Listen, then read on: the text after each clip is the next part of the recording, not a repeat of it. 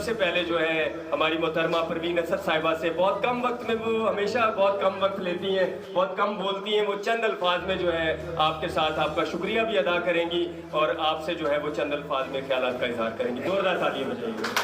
और उसके बाद आपको पता है फिर एक और जो है वो सिलसिला वो जारी रहेगा। आऊज़ुबिल्लाहि मिनश शैतानिर रजीम, बिस्मिल्लाहिर्रहमानिर्रहीम। आने वाले तमाम मेहमानों को परवीन असद खान का सलाम।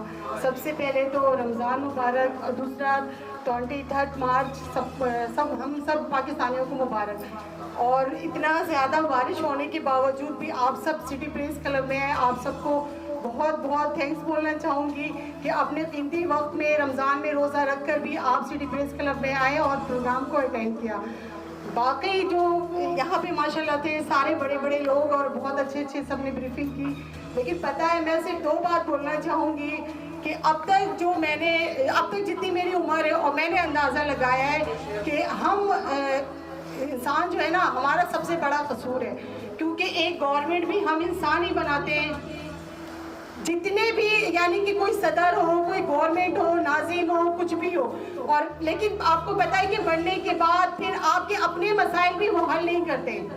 चाहे वो किसी इलाके की बात कर ले या गवर्नमेंट सतह पे बात कर ले, किसी भी सतह पे बात कर ले, तो मैं ये बोलना चाहूँगी कि हम मुसलमान ना मुल्क के हर कोने पे मार खा रहे हैं। आप इस बात को मान लें। और हमारे अंदर तो सबसे बड़ा यकीन, ईमान, इत्तेहाद, इन तीनों चीज़ों की कमी है। और अगर हम इन चीज़ों पे यकीन अगर कर लेना, क्योंकि हमें फ़िरक़े में इसीलिए बांटा गया है, मुख्तलिफ पार्टियों में इसीलिए बांटा गया है कि हम कभी भी आपस में एक ना हो सके। क्योंकि अगर आपके जिस जगह आप काम कर रहे होते हैं उस जगह की मिसालें आप देख लें। बोलने को तो बहुत कुछ है पर मैं नहीं बोलना चाहती हूँ, क्योंकि लोग कहते हैं मैं बहुत ज़्यादा बोलती हूँ।